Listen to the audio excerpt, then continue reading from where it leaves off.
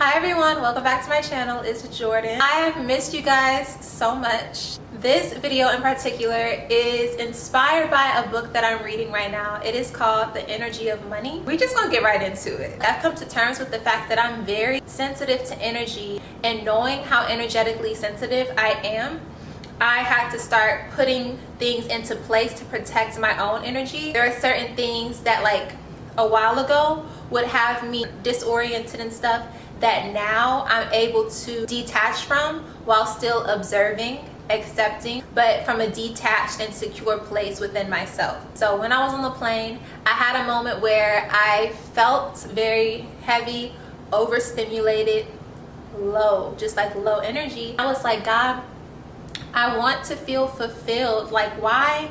It's like you can be doing so much and be so busy and like doing all these different things and still feel unfulfilled. I personally feel like I've done so much to align myself with my calling, to align myself with, you know, God's plan for my life, and it's like still something's missing. Like that lack and that low vibrational energy I was in was a result of unfulfillment and disappointment. Like, and it's like I can't tell you why I was disappointed, but it's like me and God were on the same page, right? So boom, I'm like, Lord, please help me to feel more fulfilled. Usher in a new season of overflow of like love and abundance, and like something's gotta give, you know? So I had this book, The Energy of Money, for the longest time, and I cracked it open when I got it, read a couple pages, and I literally said, I was like, this book is not good. Like, it's not good, I'm not feeling it, whatever. And it's been at the top of my closet.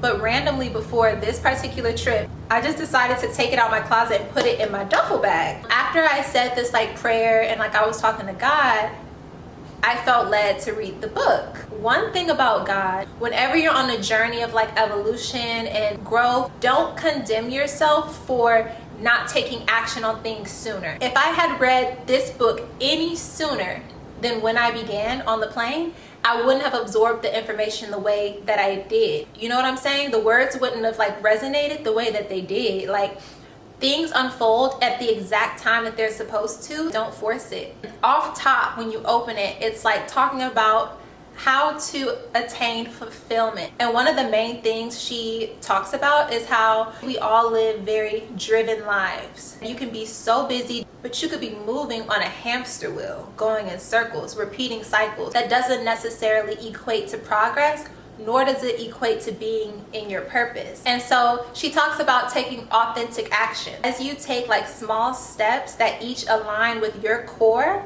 then before you know it, you'll be living a purpose-filled life. Whenever I think about what is the most me that I can be, this is the most me that it gets. Like, I think that's why I don't really talk about it very much, and I keep it low-key because it's very sacred to me. I want to make an effort to focus on authenticity and working on things that bring me fulfillment. Like, YouTube brings me the most fulfillment. I could get 5 views, but if I know that my words resonated with one person, it helped you, literally gives me chills. There's no greater feeling. So I said all that to say, we're back. Let's talk about energy. A lot of our experiences and interactions with people are holding up a mirror of how we are in nature. An example of this would be someone who is always saying like, don't trust nobody, they will snake you, they will cheat on you, this and that. 9 times out of 10, a person like that is expecting others to act like they would if given the opportunity. Would that be your first thought if given the opportunity?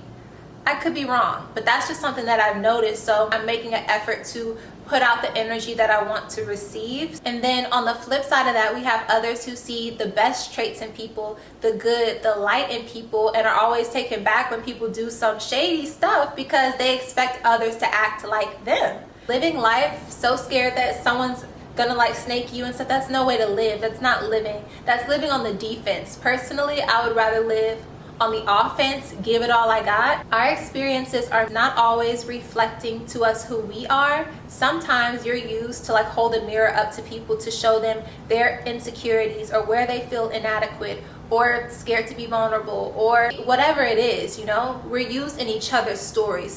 But on the topic of triggering people's shadow side and things like that, you win when you don't play.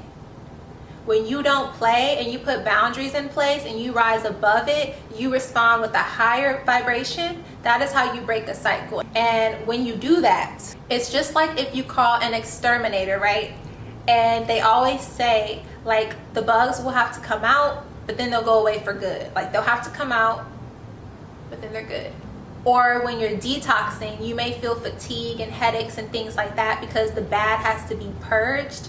That purge also happens in the spiritual realm whenever you take your energy back from parasites. An example of a parasitic energy is not having a direct connection to the source, but always going to others to fill you up and then taking their energy and dispersing it. Or your question is always, how can I benefit, as opposed to how can I contribute? That's parasitic energy. So for people that are calling back their energy from parasites, just like with any other thing that you're detoxing, there's going to be a purge. And what the purge looks like sometimes is people's shadow side coming out because they feel like they're disconnected from their source of light. It can look like gaslighting or manipulation or narcissism, but that's to be expected because you hold the power when you're the source of light and you're the source of someone's energy.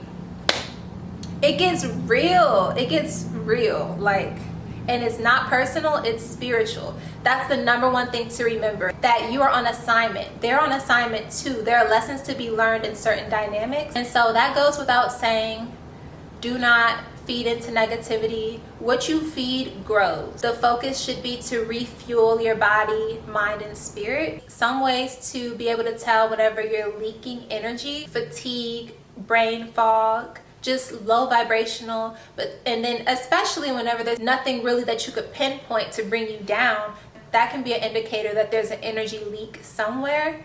And I think we underestimate how many things are energetic exchanges, like social media, for instance. Liking something or interacting online, those are energy exchanges too. After a while, I started to realize that it's really not a game. There's really a war on our consciousness. There's all types of things that are attempts to harvest our energy.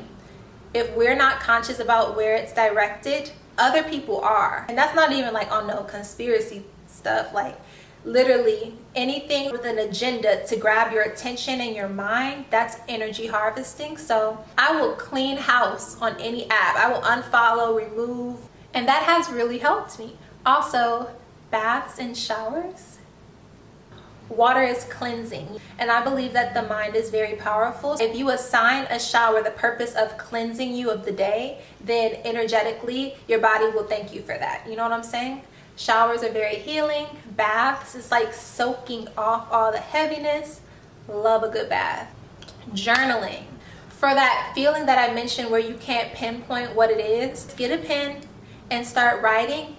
It will give form to your thoughts. For the people that like to make things make sense, I recommend journaling. As you write, you will find the words, and then you can look back too once you're out of that negative space to see how far you've come, because most things are fleeting. Feelings pass, seasons pass, which is a good thing. So it's always interesting to look back in my journals at like things that I was going through that to me at that time was like the end of the world.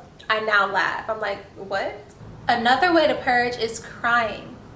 Everybody too cool for school. Don't nobody want to cry, baby. One thing about me, I will cry and I feel so much better after. It never fails. Like, crying is release. We store feelings and trauma and memories in our bodies. That's why when we get like bad news or something, our stomach will tense up. It's because we literally store emotions in the body. There's a lot of like repressed emotions at all times. Crying is a way to release stagnant energy. Like, the sooner you let it out, the sooner you can like transmute the energy and get past it. Like, I'm telling you, emotions are energy in motion. Like, keep it moving. Don't let it get to a point where it's just repressed and you're just stoic. Like, it is okay to cry. Sit in the tub, treat yourself to a smoothie. Make sure that your cup is full, because if you want to be of value to other people and be able to pour into other people, you have to first check your own energy. Like, other people should receive the overflow of love that you have for yourself. and also other people will respond to how you treat yourself. So if you have boundaries, if you don't go for anything, you're not everywhere, you maintain your peace, you maintain your energy, other people will respect you a little bit more. I've noticed that. Like I feel like people know to not even come to me with certain things or complaining or woe is me, because they already know. Like, I feel like I've really grown a lot. There's always room for growth, and I'm still learning. My last recommendation is fasting. So I know that fasting is very popular in churches. Like, there's the Daniel fast, for instance, and there are plenty that you can look up to give you like an outline if you want to follow. But personally, I know like what my vices are or what I resort to when I feel certain ways and things like that. So I just fast those particular things, you know what I mean? Because I noticed that fast can be very specific down to only eating nuts and berries and things like that. That's not really my problem, you know?